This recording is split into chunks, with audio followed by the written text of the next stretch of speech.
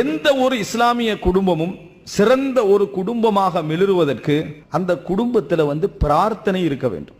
துஆ உள்ள ஒரு குடும்பமாக இருக்க வேண்டும். எத்தனை பேருக்கு எங்கெல்லாம் ரப்பனா ஹப்லனா மின் அஸ்வாஜினா வ துர்ரியாத்தினா குர்ரத அயுனின் வஜஅல்னா லில் முத்தகீன இமாமா. எத்தனை பேருக்கு பாடம் விளங்கிட்டா?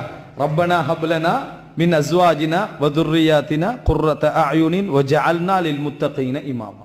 இந்த துஆ உங்கள்ட்ட எப்ப இருக்கணும்?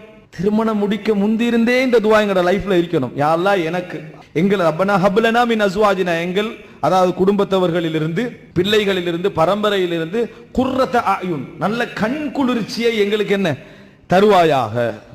வஜஅல்னா லில் முத்தகீன இமாமா இறையச்சமுடையவர்களுக்கு எங்களை முதலானவர்களாக ஆக்கி வைப்பாயாக என்று நம்ம துஆ கேட்கணும். துஆ என்பது நம்ம இந்த குடும்பத்தை சீர் செய்வதற்காக இறைவனிடத்தில் கேட்கக்கூடிய ஒரு மிக முக்கியமான பகுதி. கணவன் அதை கேட்க, மனைவி அதை கேட்க.